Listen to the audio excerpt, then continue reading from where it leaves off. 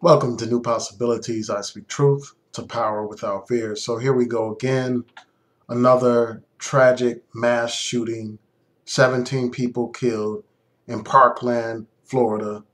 The shooter's name is Nikolas Cruz. He's a 19-year-old white man.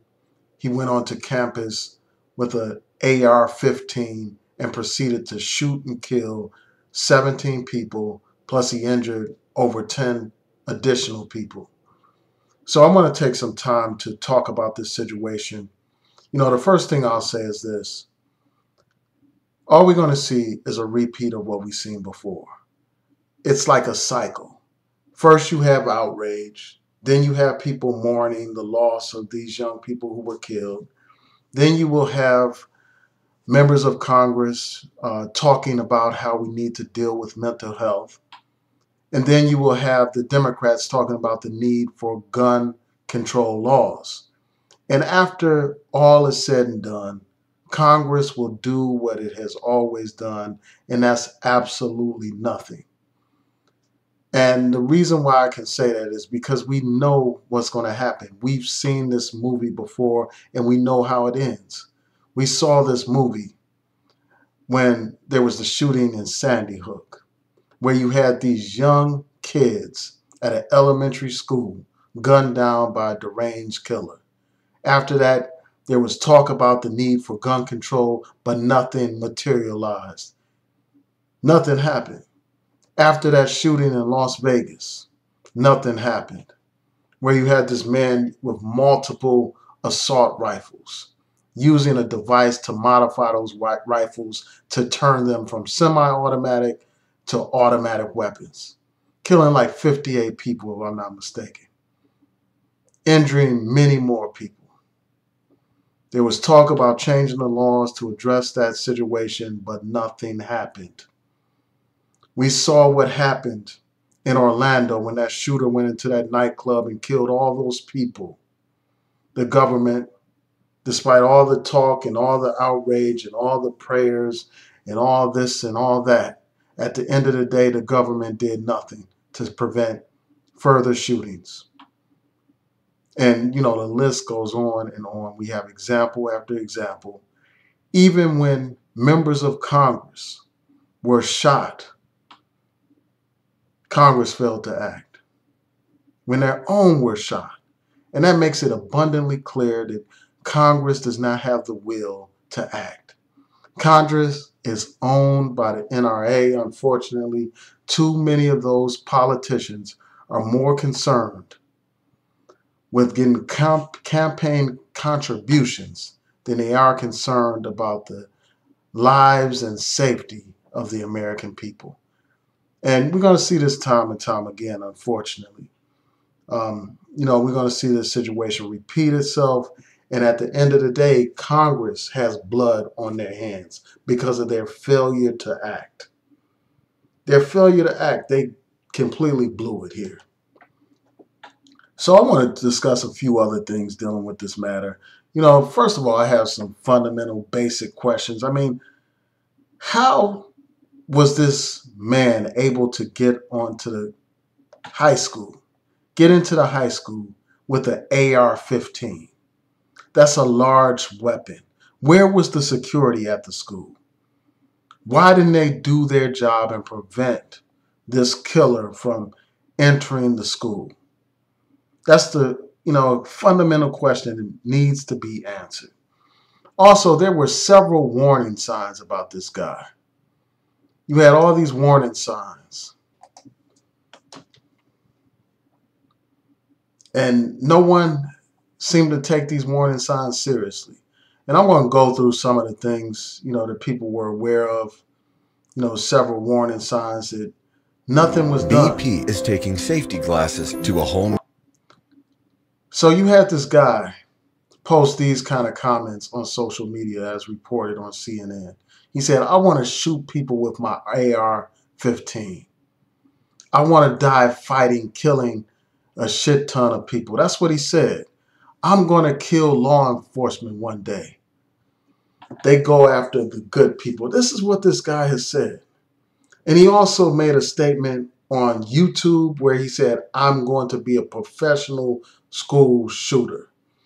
And the person who owned that channel, when they received that comment, they immediately contacted the FBI to investigate. And the FBI was unable to identify Nikolas Cruz at the time. And because of that, no action was taken. This man is on social media posting all these pictures bearing weapons. Let me see if it's here. I'll go to this page right here. You have this picture right here. You have this picture with him with knives and other pictures. Here's another picture where he's bearing a weapon. You know, menacing, you know, posing in a menacing and intimidating kind of way on social media. And no action was taken. And also, it's important to note that this guy is one of these white supremacists. And it's no coincidence that he is also a Donald Trump supporter. You see this hat right here, "Make America Great Again." And I'm going to go into his ties to white supremacy in a second. But here's a picture of him posing with a weapon.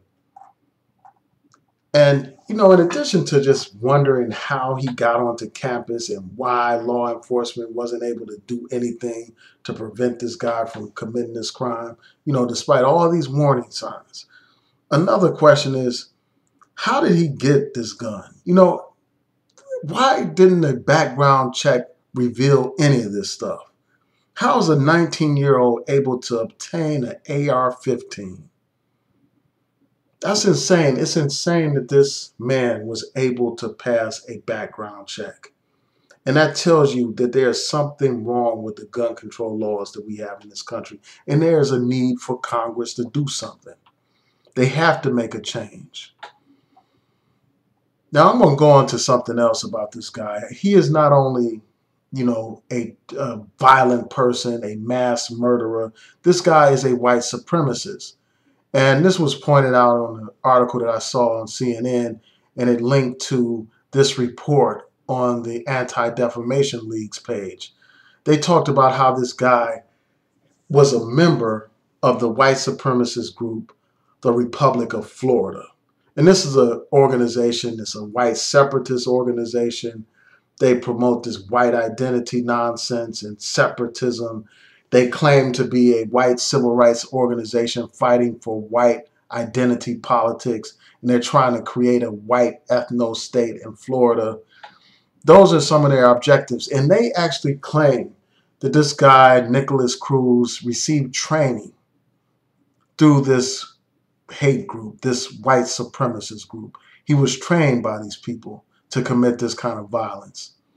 And this one of these leaders actually says that he was good at what he was doing. He was good at these types of operations. And they claim they want to try to disavow association with his acts. They want to say, well, they didn't order him to do any of this stuff. He acted on his own. It's a crazy situation.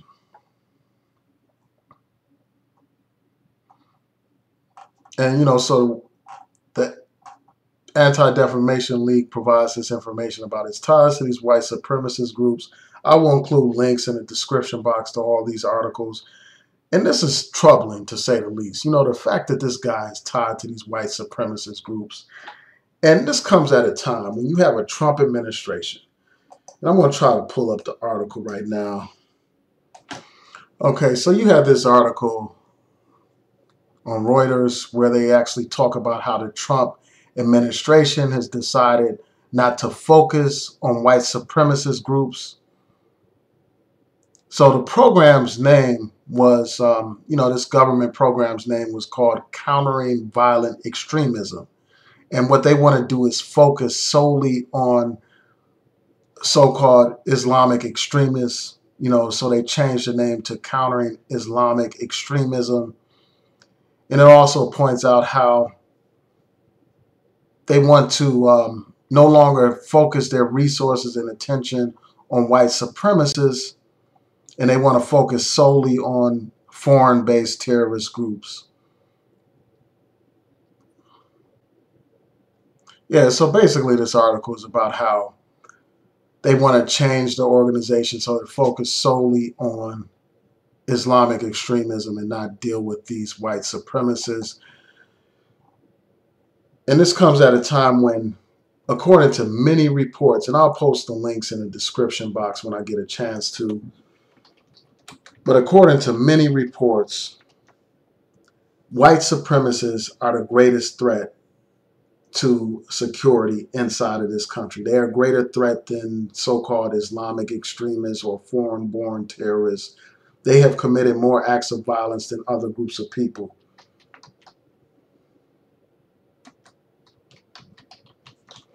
So I'm trying to pull up an article that's more on point. Yeah, so here's one right here. So Trump cuts funds to fight anti-right-wing violence.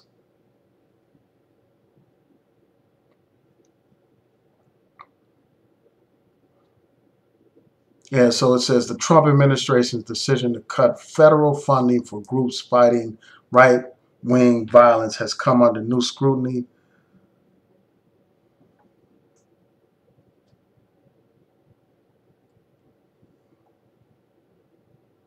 So you all could check out this article.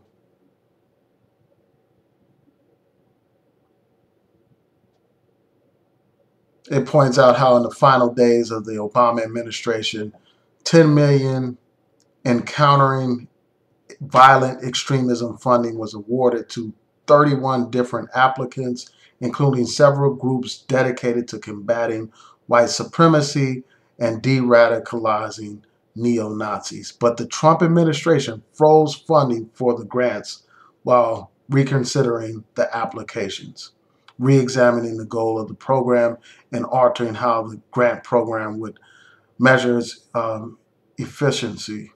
So, you know, that's one aspect of it. So basically, you have a Trump administration that doesn't see fighting white supremacy as a priority.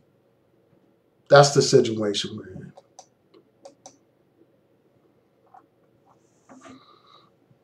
So it's no wonder that you have incidents like this because it's not a priority. I mean, despite the fact that you had that Dylan Roof situation where that man went in there in a church and killed 9 innocent black people. And every other day we're hearing about the next terrorist attack at the hands of these white supremacists. And, you know, that brings me to another point, and that's this whole thing about, you know, whether or not this person is a terrorist or whether there's some mental illness problem in this situation.